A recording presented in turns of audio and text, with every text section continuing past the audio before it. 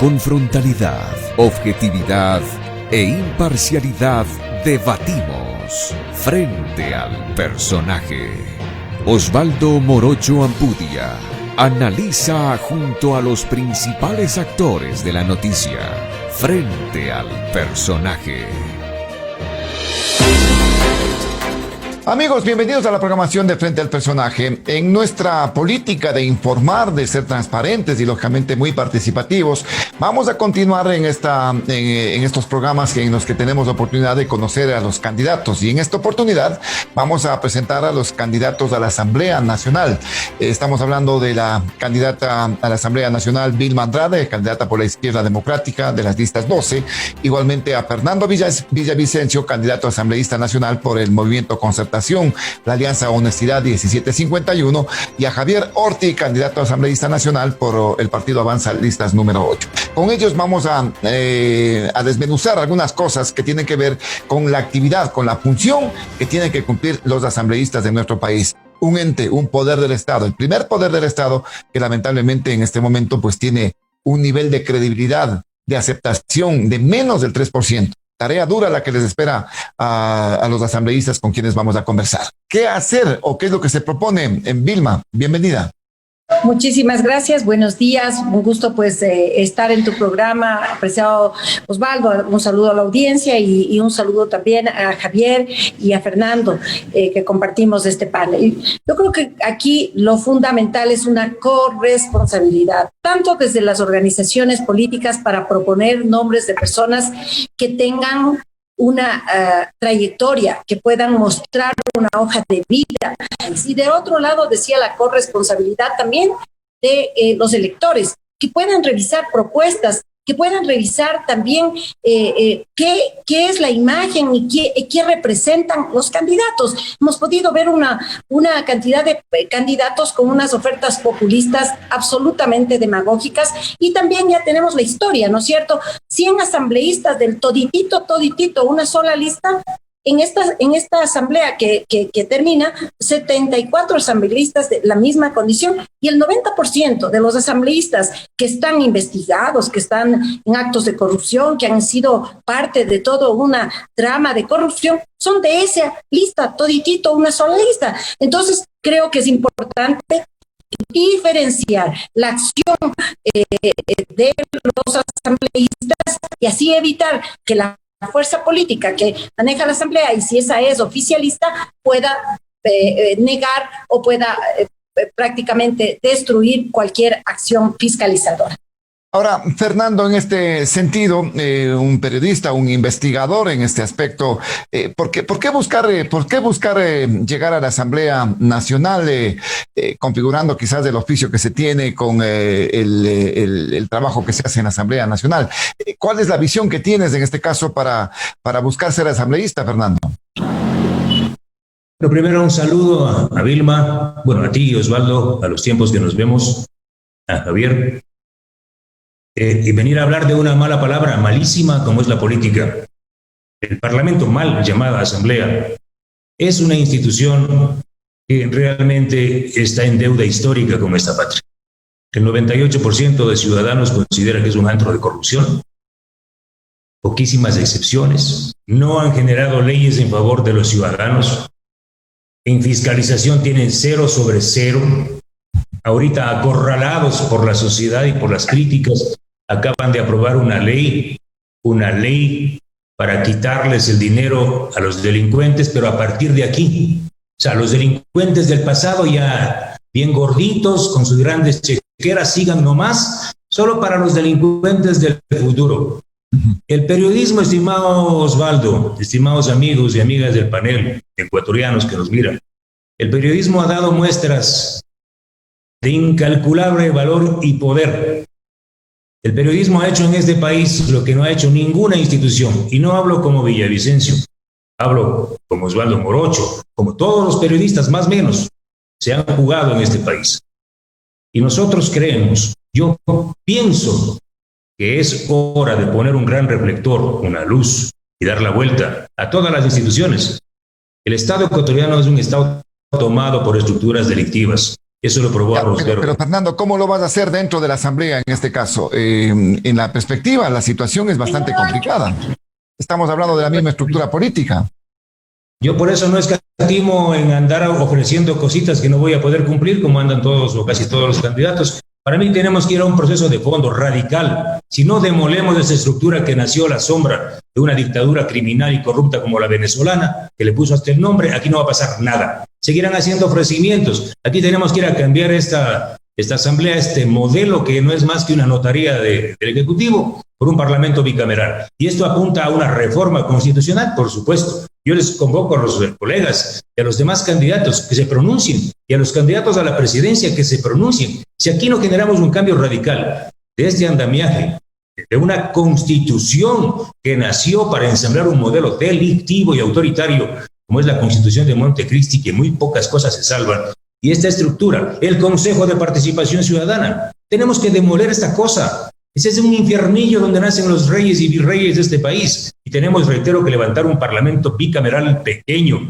Desde ahí vamos al resto. O sea, ¿qué leyes vamos a hacer? Si vamos a fiscalizar. Porque si seguimos en la misma casa, dominada por fantasmas y porquerías, vamos a cambiar nunca. Muy bien, Javier, en el mismo marco, la visión tuya de un político joven, específicamente inmerso en un partido que ha tenido algunos cuestionamientos, pero con presencia, ¿no? En este caso, este partido avanza, lista número 8. Pero ¿qué es lo que se pretende? ¿Cuál es la visión para llegar a la Asamblea?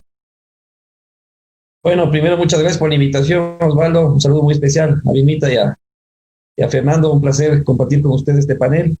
Bueno, y definitivamente debemos entrar a una nueva generación política, una nueva generación en donde tenemos que cambiar la actitud dentro de lo que tiene que ver en el marco de la institucionalidad. Yo aplaudo mucho lo que se haya hecho por parte de, pues, por supuesto, el periodismo de investigación y todo eso, y ahora es el momento en que hay que institucionalizar todo el tema de la fiscalización, ya no desde afuera, sino desde adentro, ¿no? Y por supuesto que se habla mucho de la generalidad. Hay cosas, excepciones dentro de la actual asamblea, como el caso de Vilma, por ejemplo, y no porque esté aquí, sino porque sabemos perfectamente cuáles han sido los asambleístas que han actuado mal. Una asamblea nacional plagada de asambleístas prófugos, presos, expulsados por problemas de diezmos, por problemas de un sinnúmero de situaciones que realmente nos lleva a la duda y que nos deja un reto fundamental. Por ejemplo, en el tema del reparto de hospitales y demás, es una de las principales labores que debemos hacer dentro de la fiscalización. Pero la pregunta aquí crucial es ¿cómo lo vamos a hacer? Yo estoy planteando algo muy claro y concreto. Y es que tenemos que darle muestras a la ciudadanía que la nueva Asamblea Nacional entra a dar resultados inmediatos al país. Y para dar resultados inmediatos al país, debemos cambiar el modelo de gestión de la Asamblea e ir hacia un modelo de gestión por resultados. Si tenemos que volver a reformar la ley orgánica de función legislativa, que me parece perfecto que hayamos regresado al tema del código de ética, si tenemos que reformar la Constitución o tenemos que reformar la ley de servicio público, ¿por qué no proponemos al país un seguimiento y evaluación constante de los asambleístas para que seamos pagados por hora? Saben perfectamente, yo he trabajado como asesor. Trabajar por resultados. Tendría trabajar por resultados en este caso. Claro, entonces, veo hay que tres parámetros. Javier, entras también en el tema de disminuir el número de asambleístas. No, yo lo que entro es que a los asambleístas se nos evalúe bajo tres parámetros, ¿no? No solo la asistencia en las sesiones de pleno, también nuestros aportes y asistencia en las comisiones especializadas, la calidad y cantidad de proyectos de ley presentados. Yo trabajé hace poco tiempo en la unidad técnica legislativa. Vilmita sabe lo que significa la unidad técnica legislativa. Si no asumimos este tema con responsabilidad, si no nos unimos ya dentro de la gran fragmentación parlamentaria que vamos a tener. Aquí tengo a dos compañeros que son socialdemócratas independientemente de cuál sea la organización política. Si no nos unimos y configuramos y establecemos con asertividad una agenda legislativa conjunta para reactivar la economía con otro tipo de modelo de gestión, en donde demostremos que los asambleístas no vamos a ganar el sueldo a vaca, como digo yo, no vamos a calentar el puesto ni alzar las manos, sino vamos a contribuir y darle más de 8 horas diarias, por lo menos al cargo al que nos han sido electos, no vamos a cambiar el Ecuador, no vamos a cambiar la imagen que tenga la percepción de la ciudadanía hacia la Asamblea Nacional. Claro, ese 3% es muy difícil de revertirlo en este momento, tal cual como ha quedado la Asamblea Nacional. La Asamblea no es que va a haber en este momento grandes mayorías como pasaba hace algunos años, sino que va a estar atomizada. En este sentido, ahí afloran estas mayorías móviles, pues, Vilma, y por ende aparecen estos temas, estos hechos de corrupción, como el que acaban de señalar, el reparto de los hospitales. ¿Qué se va a hacer en ese sentido cuando tengamos mayorías móviles y se quieran, pues, lógicamente aprobar leyes que sean beneficiosas para el país? Yo rescato el hecho de la diversidad, porque ya hemos visto, o sea, una asamblea de 100 que aparentemente gobernabilidad, ¿qué fiscalizaron? Pues durante 10 años no fiscalizaron a nadie. Esta asamblea hubiera pasado lo mismo si es que no se dividían entre correístas y morenistas. No hubiéramos fiscalizado nada. Se pudo al menos destituir al contralor, al fiscal, a 4 asambleístas, a 3 ministros. Ha habido un proceso de fiscalización y eso se hubiera dado si no es que hay una diversidad y no hay una mayoría absoluta que hace y deshace. Yo creo que lo que aquí se tiene que hacer es poner prioridades. Y en este momento es obvio que la prioridad del país es la reactivación económica. Sobre esa base hay que poner las prioridades. ¿Qué es el futuro? ¿Cuál es el modelo de desarrollo que queremos para el Ecuador? Y por eso Izquierda Democrática presenta realmente a un candidato que tiene primero el conocimiento, la experticia y luego la decisión, siendo un joven político, porque aquí hemos confluido la experiencia de Vilma Andrade con un largo recorrido político y también en la Asamblea, pero hemos presentado la mejor opción a los ecuatorianos, que es Javier Herbas, y que se ha constituido en este mismo momento como la alternativa en el Ecuador. Y ya lo estamos sintiendo. No solamente es los jóvenes, sino en general la población de ver una propuesta seria. Es salir del extractivismo. Ese modelo de desarrollo anclado solamente en el petróleo nos ha llevado básicamente a que sea el gran negociado de los políticos. Pero Vilma, tú sabes perfectamente que esto se logra si es que tienes una especie de gobernabilidad en la Asamblea Nacional, pues. Pero ahí vamos a lograr o cambio que pretendas hacer tendrá que pasar por la Asamblea Nacional. Por supuesto, por eso nosotros nos anclamos a ese modelo de desarrollo enfocado a la agroindustria, a la producción, a la agroexportación, y nosotros proponemos varios cambios. Primero, tenemos que cambiar y proponer un código de desarrollo agropecuario en el que se contemple una zonificación clara del agro. Apenas el 30% del suelo cultivable en el Ecuador está siendo utilizado. Tenemos que ir a un seguro agrario que permita soportar sobre todo a todos los agricultores que puedan tener un respaldo en casos de problemas climáticos y de todo orden. También hay que ir a tener crédito barato y por eso Javier Herbas ha dicho claramente que el Banco del Pacífico debe convertirse en el Banco de Desarrollo. También hablamos de un nuevo sistema de asociatividad de las unidades familiares agrícolas para que puedan competir y puedan comercializar mejor sus productos. Tenemos todo un plan de gobierno absolutamente definido. Hoy el Ecuador va a recibir en este año más dinero, más recursos por la exportación del banano y de otros productos que por el petróleo. Estamos en el camino correcto, con la propuesta correcta y por supuesto estamos también con el líder que es Javier Herbas, quien va a llevar adelante esa propuesta. Justamente él, que empezó como un panadero, como un emprendedor y con mucho esfuerzo, con mucho sacrificio, como hacen la gente de bien, ha llegado a ser un agroexportador. Ese modelo es importante, ese modelo genera empleo, el modelo que está presentando y está planteando, pero yo reitero, ustedes van a tener el trabajo en la Asamblea Nacional. ¿Qué es lo que queremos en la Asamblea? Y que lo propuse a César Litardo y lo propuse a los presidentes que han pasado en la Asamblea, que la única forma de que todos podamos reconocer cuál es la visión, porque es obvio si la política económica es en esta hiperpresidencialismo que vivimos, que solo el presidente puede proponer los temas económicos y tributarios, que tenemos que llegar a un acuerdo. Y ese acuerdo pasa por que sea transparente. Yo he planteado que sea con veedurías ciudadanas, que sea con la prensa nacional para que pero estos son los acuerdos que tenemos. Vilma, no es factible lo que plantea, por ejemplo, Fernando Villavicencio, ir prácticamente a los cimientos, a la estructura mismo lo hemos hecho. Y buscar, digamos, una reforma que sea contundente.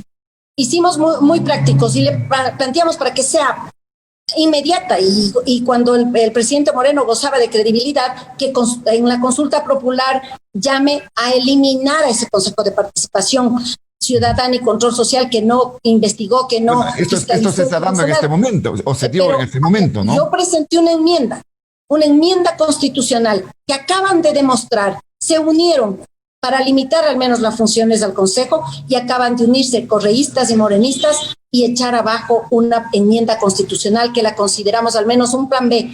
Y he apoyado al Comité por la Institucionalización. Ahí hay una propuesta de la bicameralidad. Entonces de acuerdo igualmente con que la Asamblea tenga dos cámaras en este caso. Y yo estoy absolutamente de acuerdo, sobre todo para la fiscalización, porque inicia la Cámara Baja con el proceso, pero quien lleva adelante la decisión de la sanción o no al funcionario público tiene que darse en la Cámara Alta. Eso me parece que es importante, evita este conflicto de intereses. Pero yo creo que el país no puede quedarse en eso. Eso tomará su tiempo y hay que hacerlo en un debido momento. Pero en este momento el país lo que espera es empleo, trabajo y espera respuestas desde los asambleístas. Por eso yo voy a proponer, por ejemplo, que haya una reforma a la ley de telecomunicaciones para obligar a todas las empresas operadoras de celulares para que abran las plataformas educativas y así los estudiantes y todo, en definitiva, los que quieran estudiar puedan tener internet gratuito, las plataformas educativas. Y también vamos a un apoyo a las pequeñas, medianas y pequeñas y microempresas, para que sus facturas que las emiten tanto al sector público como al privado se puedan cancelar en un máximo de 30 días. Si no se lo hace así, tendrán que correr sanciones, intereses y multas. Muy bien. A ver, Fernando, en este marco, digamos, hay que hacer las cosas a su tiempo, de acuerdo a lo que se está planteando. La reforma que tú estás señalando sería en qué momento. Aquí hablamos de reactivación económica, pero de pronto hablamos de fiscalización también. Bueno, la reactivación económica estamos hablando desde hace 200 años. Todos estos temas venimos hablando desde la historia del país. Es más, ni siquiera tenemos patria. Tenemos un pedazo, un retazo, un proyecto de país. Y no tenemos país porque no tenemos un Estado. Tenemos un Estado delincuente. Insisto en esto, podemos tener los mejores proyectos de ley, Vilma, Javier, Osvaldo. Podemos pedir a los mejores asesores del mundo. Hacemos los mejores proyectos. Si esos proyectos ponemos en consideración de una estructura tomada por mafias, no pasa nada. Pasa muy poco. Yo creo que ahora, claro, como estamos en campaña, estamos un poco desesperados, queriendo impresionar a la gente con propuestas.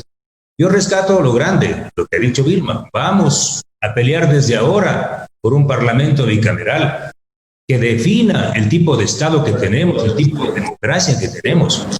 Sin un parlamento poderoso, pluralista, no hay democracia. Ustedes saben. Fernando, tú verías que hay un Estado presidencialista en este momento, entonces habría que bajarle un poco el tema del presidencialismo para darle mayor poder a la primera función, que es el Parlamento. Miren, este es el primer debate, este es un debate importante. Más importante que un debate presidencial, debía ser un debate entre los candidatos al Parlamento. ¿Por qué? Ustedes escucharon el debate, millones de ecuatorianos vieron a los candidatos. El 90% de los candidatos fueron a ofrecer algo que no pueden hacerlo. ¿Por qué? Porque es responsabilidad del Parlamento. ¿Estamos de acuerdo? ¿Quién define el modelo impositivo? ¿Quién define qué tipo de impuestos se van a cobrar en este país? Nosotros, compañeros, el Parlamento. Pero aquí viene cualquier candidato y dice, yo voy a bajar el IVA, yo voy a subir el IVA, yo voy a eliminar el ICE. Bueno, pero Fernando, acuérdate que las propuestas económicas y tributarias provienen del Ejecutivo, pues. Te estoy planteando, pero aprueba el Parlamento, pues. Claro. Pero aprueba el Parlamento. Por eso te decía, y ahí viene también el tema de las mayorías. Deberán tener una mayoría para buscar esa gobernabilidad. Por eso, yo planteo, mira lo que ha pasado en la Asamblea. El presidente de la República envía un proyecto de ley económico. La Asamblea aprueba el proyecto de ley, otro proyecto de ley con correcciones, enmiendas y lo que sea. Viene el presidente y veta y luego empieza el gran reparto en el Parlamento. Claro, comprado a cambio de ¿qué? Una gerencia en Petroecuador, la agencia de tránsito, el hospital de Pedernales, etcétera, etcétera. Al fin, tenemos un régimen cuasi dictatorial, hiperpresidencialista. El presidente a través del veto hace lo que le da la gana. Yo por eso les planteo, tenemos que eliminar el veto presidencial con un sistema bicameral. Tenemos un juego interesantísimo, muy democrático entre el Senado y la Cámara Baja. Y de esa forma se limita el presidente de la República a lo que tiene que hacer, a gobernar con lo que escribe el Parlamento. De lo contrario, siempre vamos a tener dictadorzuelos. Y la maldición de este país es eso. ¿Correa qué hizo? A ver, recordemos. La base de la corrupción del correísmo está en un estado discrecional de firmar decretos a dedo, o sea, decretos de excepción falsos. Declararon emergencia aquí, emergencia acá, para adjudicar los contratos a dedo. Ese régimen hiperpresidencialista tiene que ser demolido. De lo contrario, no vamos a cambiar. Ya, pero entonces estás planteando cambiar el modelo, pues de dejar de ser presidencialista a que el Parlamento gobierne prácticamente. Pero por supuesto. Seremos un estado parlamentario al estilo de las democracias europeas, más o menos. Pero por supuesto, o seguimos con una democracia chavista. Pero por supuesto de eso se trata, de copiar de las buenas experiencias. Tú puedes ver las economías europeas que tienen sistemas bicamerales, son radicalmente distintas a estas democracias de papel, autoritarias como la de Venezuela, la de Nicaragua. Y temas de fondo, lo que ha planteado Vilma Andrade, por supuesto, pues. ¿Qué tipo de modelo, qué modelo de desarrollo necesita este país? Luego de 60 años de que se han devorado el petróleo, que ha servido para engordar a mafias y no ha llegado ni gotas a los grandes sectores populares, ahora vienen con el cuento de la minería. Fernando, es importante lo que estás planteando, es importantísimo lo que estás planteando, cambiar de modelo en este caso. Entonces, ¿para qué elegimos presidente de la República? Deberían elegir un primer ministro. Se tiene que elegir presidente de la República y parlamentarios. Lo que pasa es que nosotros como país estamos acostumbrados a tener un amo arriba y no a tener una democracia plena. Esto, por ejemplo, este debate debía darse en cadena nacional de radio y televisión. Compañeros Vilma y Javier, nosotros vamos a hacer las leyes, nosotros vamos a fiscalizar. Y aquí salen unos tipos que salen escopolaminados como candidatos. Y también rescato que ha habido, obviamente, y rescato, por ejemplo, lo del propio Javier Herbas, ¿no? Yo rescato porque no soy ningún ciego. Sí, hay cuadros nuevos, ¿no? Hay cuadros. Pero son excepciones. A ver, Javier, mira lo que está planteando Fernando Villavicencio. Me parece que las cosas son muy claras en ese aspecto. Lógicamente que tenemos que ver por el tema de la activación, reactivación, productividad, empleo, leyes que tiendan a ello. Pero esto que está presentando de pronto, recuperar un poder que se necesita, en este caso en el Parlamento, amerita un debate. A ver, yo estoy totalmente de acuerdo que se necesita reestructurar la parte fundamental de la Constitución, no la parte dogmática, porque hay que reconocer que hay un sinnúmero de avances en el reconocimiento de derechos, pero sí la parte estructural. Yo en el 2008 escribí un libro sobre el tema del hiperpresidencialismo, en donde yo ya avisaba lo que se venía. Pero ojo con lo que voy a decir. Una cosa es lo que técnica y jurídicamente debemos hacer, y estoy totalmente de acuerdo. Los sistemas bicamerales, volver al sistema bicameral que ya existió en la década de los 70s. Sé perfectamente cómo funcionan los parlamentarismos europeos. Yo estudié allá y sé perfectamente cómo se correlacionan ahí. Pero en este país, ojo, los que más están promocionando una asamblea constituyente, que después de la negativa hacia las enmiendas, en donde yo también contribuí un granito de arena a una de las comisiones de enmiendas de ahí, con el tema bicameral y demás, fue ya desechado por la actual Asamblea Nacional. El otro camino que queda es una asamblea constituyente. Pero ¿quiénes están proponiendo sobre todo el tema de una asamblea constituyente? Salvo que vayamos a otra cosa. Yo no planteo una asamblea constituyente. Es estructurar la parte fundamental del Estado. Ojo, a través de una consulta popular dudo mucho que se cambie la estructura actual del modelo del Estado. Y eso el Tribunal Constitucional les va a decir. Y los que están propugnando esta asamblea constituyente no es como nosotros, pues que queremos reformar la estructura del Estado. Pero Javier, escucha lo que dice Fernando, no está planteando constituyente. Tú estás planteando reformas constitucionales. Fernando a lo mejor tiene otro camino para presentar esto. Lo que yo estoy diciendo Solo te termino la idea, Fernando. Lo que yo estoy diciendo es que hay que tener cuidado con los medios, porque aquellos personas están gritando a los cuatro vientos. No estoy diciendo que es Fernando, sobre todo la gente de la Revolución Ciudadana que dice vamos a una asamblea constituyente sobre pretexto de reformar la constitución, mismo hicieron. Lo que quieren es los plenos poderes. ¿Y para qué quieren los plenos poderes? Para la impunidad y para traer de vuelta a los corruptos. Eso hay que hablarlo tal como está. Entonces hay que tener mucho cuidado en establecer constitucionalmente el camino ideal para reformar y plantear lo que se está planteando. Totalmente de acuerdo, estamos en una constitución totalmente hiperpresidencial. ¿Cuál ha sido la llave del hiperpresidencialismo? El Consejo de Participación Ciudadana, que desde hace rato yo dije, hay que quitarles esa facultad de nombrar entes de control, porque se pone a dedo a los amigos y nunca va a haber el tema de las entes de control sobre los actos. Entonces, hay que discutir, hay que debatir a profundidad cuál es el modelo político que necesitamos y, por supuesto, coincido plenamente con Vilma. Hay que también determinar cuál es el modelo de desarrollo del Estado. Yo también estoy planteando un código orgánico integral agropecuario. Coincidimos totalmente.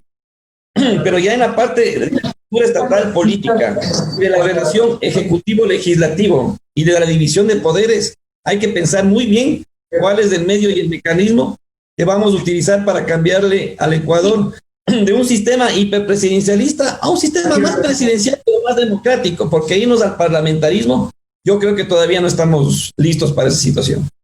A ver, Vilma, en este sentido, mira lo que se plantea en este caso y respecto a lo que debería ser las funciones del Estado, ¿no? Recuperar de pronto a lo que se llama el primer poder del Estado, que es el Parlamento fundamentalmente, pero como plantea en este caso, con dos cámaras, con restarle las funciones quizás o quitarle el hiperpresidencialismo en este momento para que tenga mayor preponderancia la Asamblea Nacional. Sí, ahí yo creo que hay que hacer una distinción de lo que es la reforma parcial, que lo puede impulsar desde luego la Asamblea Nacional, pero que concluye con una consulta popular. Y ahí sí se puede, por supuesto, ir a plantear que sea el Parlamento bicameral. Eso se lo puede hacer, bueno, toma su tiempo. Está un proyecto, ¿no? Que está... Está un proyecto pero que desgraciadamente en la Asamblea no tuvo apoyo. No tuvo apoyo para el tema bicameral. Solamente se apoya parcialmente el tema de la eliminación del Consejo y tendrá que eso tratarse en la consulta popular. Desgraciadamente así es la democracia. Yo debo decir, no estoy de acuerdo. ¿Y en qué se fueron? A pensar en la disminución de la representación. Porque yo he planteado también que sea un parlamento mucho más pequeño. Puede funcionar muy bien. No hay razón de que podamos ir creciendo exponencialmente a los legisladores. Vilma, ¿estás de acuerdo con la disminución de los asambleístas? Totalmente. Cuando totalmente tú hablas de una disminución, mira, los ciudadanos dicen sí, necesitamos que exista totalmente de acuerdo. Una optimización de la Asamblea Nacional. Exactamente, y tiene que ser mucho más ágil y eliminar muchas trabas en el tema de la propia dinámica de la Asamblea. En las comisiones se trabaja muy bien, llegamos al pleno y con resoluciones que se les ocurre a cada persona en la coyuntura plantear cambios de orden del día.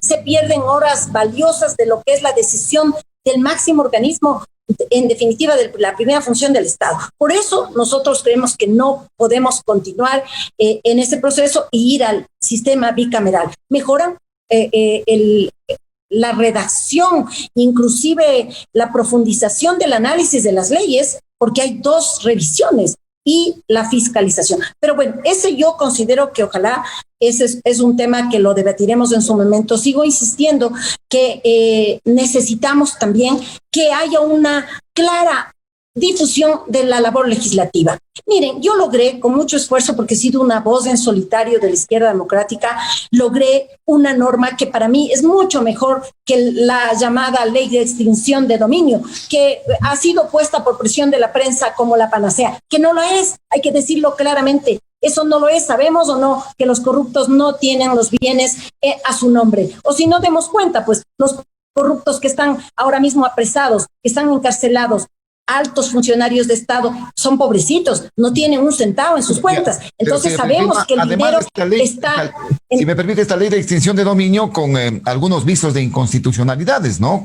Y puede llevar... A la Corte Constitucional ese tema. Yo ya me imagino esta ley en manos del correísmo, que va a servir, por supuesto, para la persecución. Ahí anclaron mucho expectativas. Miren, yo por mi esfuerzo, por mi propuesta desde la campaña, y lo hice efectiva hace pocos meses, ya es parte de la normativa ecuatoriana en el Código Penal, la protección total al denunciante. Y ahí no se libra a nadie, no se libra, hay retroactividad en definitiva esa norma, porque ¿qué hace? Que si un ciudadano conoce de un acto de corrupción del exalcalde, del exministro, del exdirector, del exfuncionario, del actual y del que esté vigente, lo puede denunciar. Y pongo para el ejemplo, si un contador de una empresa constructora sabe que se entregó $1 millón al prefecto de hace 10 años, o al actual o al siguiente, al alcalde o al ministro, puede denunciar y se mantiene en total reserva su identidad. Esa era la clave. La Fiscalía no quería aceptar esto y fue mi lucha, que efectivamente se le dé esa determinación, que no se conozca su nombre, que no se conozca su identidad y además recibe el 20% de recompensa de lo recuperado, porque seguramente ese $1 millón, para el ejemplo, le entregaron al cuñado, al pariente, al abuelo, al testaferro, o está en bienes en paraísos fiscales. Esta norma es mejor que la extinción de dominio. Y miren, agradezco, apreciado Osvaldo, que me permites difundirla y ojalá hacerla uso los ecuatorianos para que podamos recuperar lo robado. No tenemos, el Parlamento como tal no tiene cómo difundir sus leyes. No puede ser que los ecuatorianos en este momento no sepan mi lucha de que, por ejemplo, ahora los emprendedores que estamos en pandemia puedan iniciar su trabajo sin permisos, sin patentes, sin RUG, sin permisos de licencias de funcionamiento, porque estamos en una pandemia. Pueden empezar su trabajo, su negocio, sin requisitos, y eso los ecuatorianos no saben. Entonces el Parlamento debe tener así como ha faltado bastante en el ámbito de la difusión, como tú lo dices. Sí, total, es un fracaso realmente. Ahora, permíteme, en este sentido, Fernando, específicamente, veo que también apunta al tema de la fiscalización, que es el trabajo nato de los asambleístas, pues legislar y fiscalizar. ¿Qué hacer en ese sentido? Primero, una precisión al planteamiento a la inquietud de Javier. Yo no coincido con los integrantes de la estructura criminal para nada, de que luego de haber levantado una constitución que duraría 300 años, y que era la mejor del mundo, en la constituyente de Montecristi, ahora vengan a decir que hay que hacer una nueva constituyente para reescribir una constitución. Lo que ellos quieren, la constituyente nueva para ellos, es para romper los candados de las cárceles y sacar a las mafias, ¿sí? Y para traer a un prófugo, es decir, toda una asamblea constituyente para liberar a los capos del mayor despojo de la historia. Para nada. Yo no planteo ninguna constituyente, más bien coincido con lo que ha referido Vilma, una consulta popular los primeros 100 días del nuevo gobierno para poner en consideración de los ciudadanos, por decir algo, 10 grandes temas económicos y 2 de estructura. Eliminar el Consejo de Participación Ciudadana y levantar un proyecto bicameral. Eso, por ejemplo, lo logramos rapidito, no necesitas una asamblea constituyente. Es decir, tú planteas, tiene que ser una consulta popular, a través de una consulta popular estas reformas. Es la reforma parcial de la Constitución. Exactamente. Así se denomina. Te permite reformar la Constitución a través de una consulta popular. Claro que saldrán algunos exquisitos a decir, no, pero eso es que se vayan al carajo. Vamos a hacer eso porque el país lo quiere. Punto. Aquí se han hecho todo así y se han llevado. Lo otro, lo que tú me planteas, a ver, hablemos de lucha contra la corrupción. Mira, nadie menciona esto. El momento que el Ecuador tenga una poderosa ley de comunicación, en todas las realidades del mundo, el periodismo siempre va adelante. Tú sabes, Osvaldo. El caso Lavallato. Puedes haber tenido y tener la mejor institucionalidad jurídica en Brasil, o en los Estados Unidos, o Panama Papers. Estos productos, este trabajo, Esta forma de zambullirse, de construir democracia con los datos, con la información, es parte del periodismo. No es posible hablar de democracia, no es posible hablar de libertad con un periodismo mediocre y silente. Por eso yo les invito a Javier, sé que van a compartir conmigo, a Vilma. Lo primero que debemos hacer en el nuevo Parlamento es construir una nueva ley de comunicación, no ponerle parches a esta ley mordaza que nació del correísmo. Una ley que garantice, por ejemplo, que no puede haber información reservada. Yo acabo de publicar en nuestro portal Periodismo de Investigación con Juan Carlos Calderón y Cristian Zurita un microespacio de 20,000 documentos reservados de la deuda pública ecuatoriana. Y ahí aparece el nombre de Andrés Arauz, el candidato de Correa, que todo el mundo dice, uy, qué buen hombre, no ha estado manchado. Resulta que este señor ha firmado documentos reservados por 41,000 millones de dólares de endeudamiento público durante el correísmo. O sea, no ha sido ningún santito. Pero esa información, Osvaldo, ¿alguien accedió? ¿La Asamblea accedió, Vilma? No, ¿verdad? ¿Los periodistas tuvieron acceso a esa información? No. Por casualidades de la vida llegó a mí un backup con 20,000 documentos. Entonces, ¿qué quiero decir? La lucha contra la corrupción no solo es un tema de las instituciones, es un tema clave de la sociedad civil. Y dentro de la sociedad civil, el rol del periodismo. El periodismo debe tener absoluta libertad para acceder a la información. Sí, debe acabarse eso de poner una pistola en la cabeza. Hay una ley, pues, Fernando. Es una ley hay una ley que trata de transparentar lo que estás planteando en este momento, ¿no? Tú pides información ahorita al Ministerio de Hidrocarburos sobre la entrega del campo Sacha. ¿Qué te dice? Es información reservada. Ahí está parte de la corrupción. Tenemos que eliminar toda forma de discrecionalidad y opacidad por parte del gobierno central y todas las instituciones públicas. Ahí empieza la lucha contra la corrupción. Segundo, una profunda y radical reforma a la ley de contratación pública. No es posible que sigamos bajo el giro específico del negocio. El giro específico del negocio es una pistola para adjudicar a dedo los contratos. Ese es el modelo que instauró el correísmo. Tiene que recuperarse el proceso natural universal de licitación pública. Yo creo que en eso todos los ciudadanos que no somos tuerca y tornillo de la corrupción, estaremos de acuerdo. Es decir, se puede avanzar. Ahí están las claves. Lo otro, el tema de las penas, el tema de provocar que la Fiscalía General del Estado tenga un equipo propio, una policía propia de investigación. Yo conozco casos, no le voy a decir el nombre, que la Fiscalía ha pedido a la policía que le acompañe a hacer el allanamiento de un funcionario público y el Ministerio del Interior le dijo, negadín.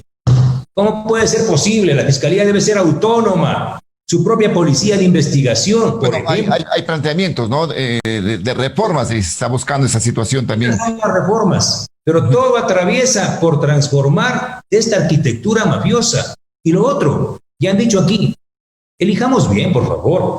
En algunas listas hay prontuariados, sacapintas, por Dios, con grillete. No está bien. O sea, a mí, yo ya veo con quién me va a tocar legislar, a veces, ojalá me equivoque, por Dios. A ver, Javier, mira los planteamientos en este sentido, en el ámbito de lo que significaría lucha a la corrupción. Todo radica en una transformación y en reformas que tendrán que plantearse. En su momento, lógicamente, habrá que hacerlo. Totalmente de acuerdo con lo que han dicho mis contertulios. Yo quiero complementar algo que dijo Fernando en el tema, y es una de las propuestas que también estamos promoviendo, y es el tema de la reforma a la ley de contratación pública. Y más allá también de las reformas que hay que hacer con el tema del giro del negocio.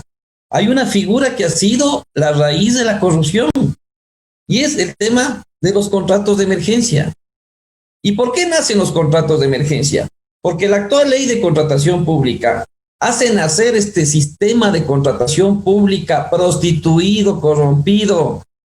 Pregunten a cualquier proveedor del Estado, les toca contratar por debajo de la mesa a funcionarios del sector para que ellos desde ya les ayuden a hacer los términos de referencia. Pues tienes un sistema de contratación público burocratizado, amarrado, con poco acceso a la información pública. Sí, si hacemos una nueva ley de contratación pública con procesos mucho más dinámicos, abiertos, un gobierno abierto en donde el ciudadano sepa ¿Qué se contrata? ¿Para qué se contrata? ¿Cómo se contrata? ¿Por cuánto se contrata? Si hacemos algo así, no se tiene por qué tener una contratación por emergencia y comenzar a dar a dedo, a comenzar a hacer empresas fantasmas para dar a dedo todo lo que ha pasado en la pandemia. Si la pandemia ha desnudado todos los problemas estructurales del Ecuador, de educación, de salud, de corrupción, todas las falencias institucionales que tiene el país. Entonces, la corrupción hay que atacarla en varios frentes. Y yo les invito a mis contertulios, futuros compañeros de la Asamblea, tenemos que ir a fiscalizar sin miramientos, sin cálculo político, caiga quien caiga, así sea el presidente Isidro Romero, Javier Herbas, César Montúfar, así sean del mismo gobierno, hay que fiscalizarles. La actual Asamblea tiene cero en fiscalización. Pero ¿Cuántas Javier, comisiones?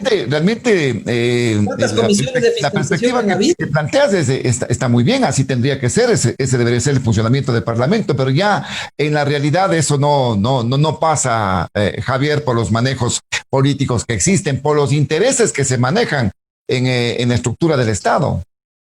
Por eso mismo debemos ir con otra actitud a la Asamblea Nacional. Y sí, vamos a tener una asamblea totalmente fragmentada, pero 1000 veces, y ahí concuerdo con Vilma, 1000 veces sentarme a dialogar con 8, 7, 6 bancadas, que dialogar con una sola, como pasó entre 2000 No, pero acuérdate lo que pasó con el reparto de los dos. Ahí están las mayorías móviles que se estaban planteando. Y otra cosa, Osvaldo, y creo que Vilma lo sufrió en su bancada actual. ¿Cómo puede ser posible que entren asambleístas con un partido y al siguiente día se hagan independientes? Bueno, ya está la comisión de ética, ¿no? Ya tienes comisión claro, de ética. Yo coincidencia, la mayoría de asambleístas independientes son los que están prófugos con los problemas del reparto de hospitales. Entonces, hay que tener coherencia y desde ahí tenemos que mejorar el sistema de partidos políticos, tener la honestidad necesaria de decir, vamos a ejercer un cargo público con toda probidad y demostrarle al país que es una nueva Asamblea Nacional con actores que realmente están a la altura de las demandas ciudadanas. Muy bien, me voy a un pequeño paréntesis para volver ya a una partecita más corta con la parte final de esta programación, con algunas reflexiones que quisiera tener también de ustedes. Vamos a la pausa, ya volvemos. Frente al personaje. Frente al personaje. Vamos retomando este importante diálogo, esta conversación, esta presentación de lo que piensan los candidatos a la Asamblea Nacional, en este caso Vilma Andrade, Fernando Villavicencio y Javier Orti, en caso de que lleguen a ser designados por el pueblo ecuatoriano. Ahora, a manera de conclusión, Vilma, hemos hablado realmente de temas realmente importantes y que van a ser inclusive el centro de muchos debates que van a tener de lo que se ha planteado, porque lo que queremos es un cambio de estructura en este momento, de lo que significa la Asamblea Nacional, de lo que significa el Estado, de lo que significan sus instituciones. Pero decía a manera quizás de una conclusión, ¿qué deberíamos propiciar en este caso para que en definitiva todo esto tenga una realización? Bueno, yo creo que sin duda hay que buscar mecanismos de consenso y lógicamente de acercamiento. Hablo en la necesidad de la transparencia. Eso es fundamental, tanto en el acuerdo ejecutivo como legislativo. Pero yo quiero centrarme realmente en este momento para señalar claramente que es indispensable que nosotros abordemos un tema que es de vital importancia para el Ecuador y es la seguridad social. La seguridad social, el IES, el ISFA y el ISPOL han sido la bandera de batalla de la izquierda democrática de siempre.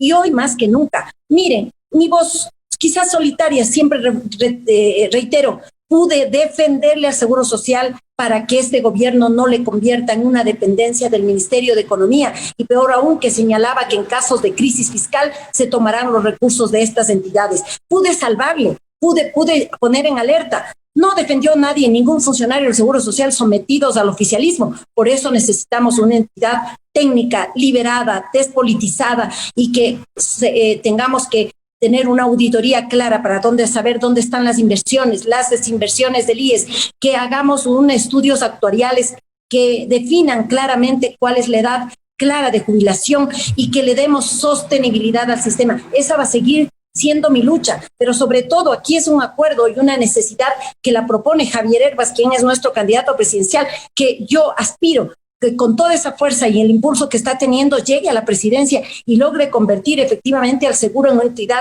técnica y una entidad de honestidad, porque ahora ya desgraciadamente viene siendo recurrente, ha sido solamente un foco de corrupción y está de un manejo inescrupuloso. Ahora se manejan y se administran los hospitales por cada uno. No puede ser. Nosotros vamos a un manejo amplio en el cual inclusive la entrega de medicamentos tenga que hacer a través de cadenas de farmacias y no en la compra donde está la corrupción y peor en la caducidad. Bueno, hay una propuesta completa que aspiramos realmente podamos llevarle adelante para defender a la seguridad social. Entrará en el contexto de la reforma a la seguridad social que se está planteando. Acuérdense que también hay quizás una situación del Fondo Monetario que pide también que existan reformas. Y Fernando, en este sentido, también tendrán que analizar el tema de ley, estas reformas que se están planteando en este momento, seguridad social, al sistema laboral, otras leyes que tendrán también que entrar dentro de esta estructura para tratar de modificar lógicamente lo que está pasando ahora en nuestro país.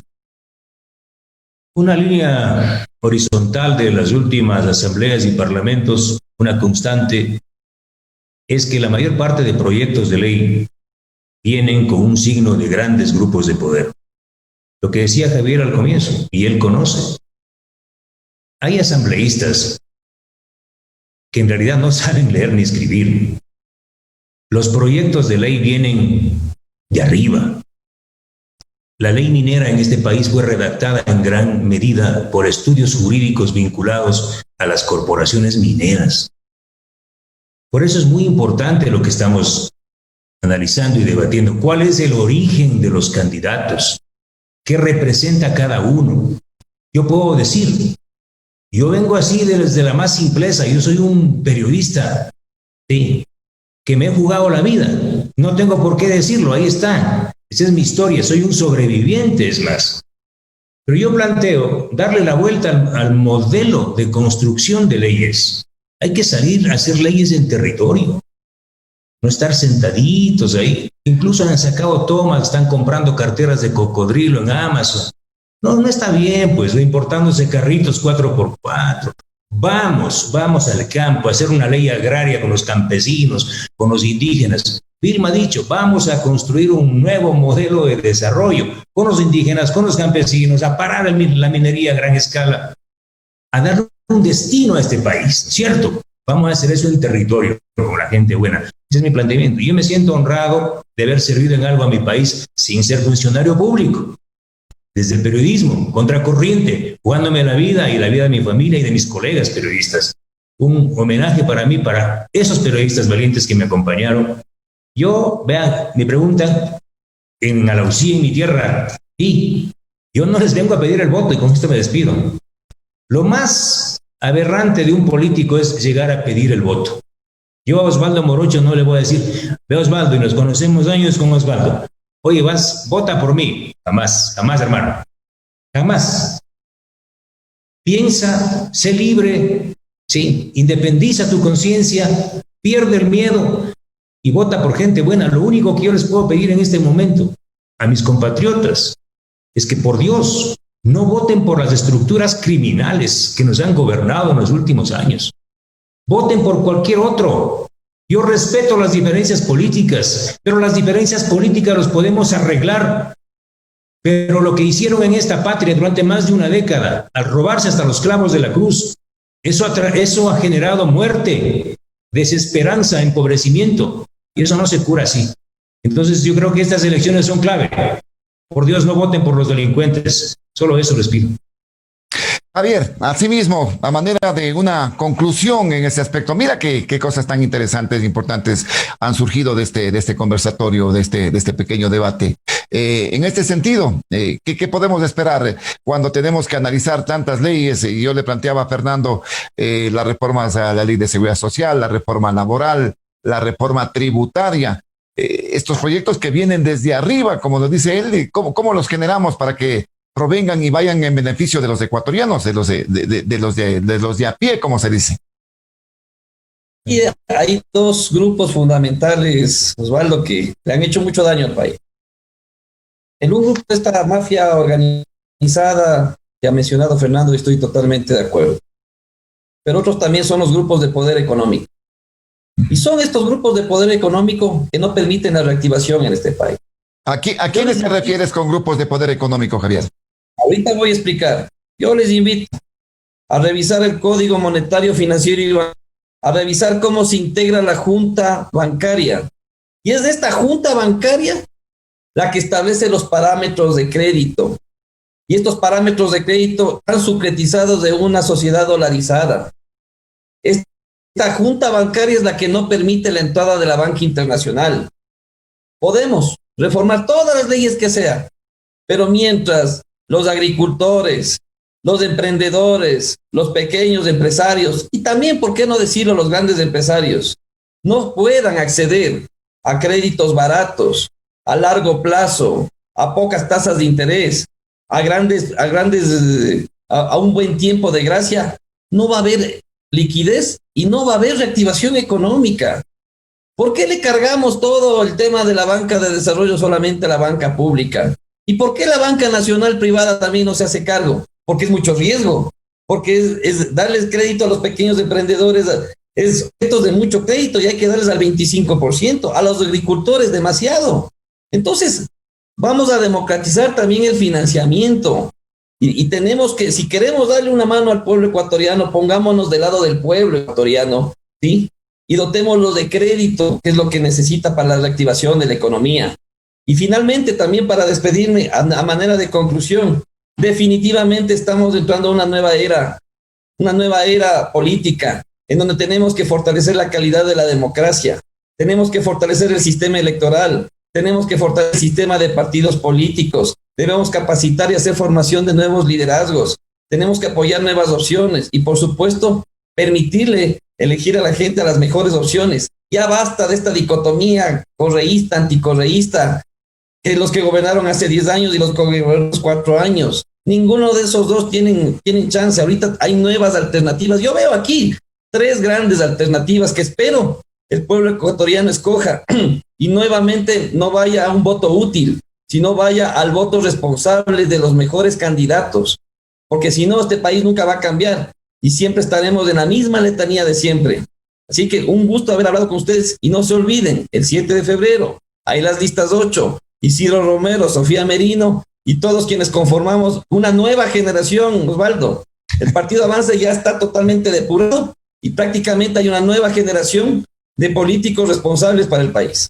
Bueno, eso te decía por el tema del Partido Avanza, que tú dices ya depurado. Fernando, te olvidaste de decirle las listas, pues, ¿cómo te encuentran? Yo, como no soy político, pero bueno, ya si me pides voy a decir, Alianza Honestidad, 1751, Dios le pague. 1751. Y Vilma, sí, tu audio, Vilma, está desconectado tu micrófono, así es que... Bueno, sí, muchas gracias, Osvaldo, y a toda la audiencia. Efectivamente, a nosotros nos encuentran en la lista 12, al centro de la papeleta, porque somos el partido del equilibrio, centro-izquierda, y por favor, voten por las listas 12 y, por supuesto, por tener un líder joven, un líder con nuevas ideas y con mucho frescor para el país, por Javier Hervas en las listas 12 también. Bueno, mira que hemos tenido casi la misma tendencia, ¿no? En este caso, la socialdemocracia, decía Javier, Izquierda Democrática. No sé si Fernando también esté con la socialdemocracia en este caso. Yo creo que es un poquito más a la izquierda en ese sentido. Bueno, ha sido importante escucharles a ustedes con estos planteamientos. Qué bueno para que la ciudadanía, lógicamente, saque sus conclusiones y puedan definir y en el 7 de febrero, pues, elegir a los mejores, para tener una mejor representatividad con mejores representantes, que es lo que necesita este país. Volveremos con ustedes, gracias por la sintonía, volveremos la próxima semana con nuevos invitados y quizás con los mismos temas electorales. Este fin de semana que los disfruten, felicidades.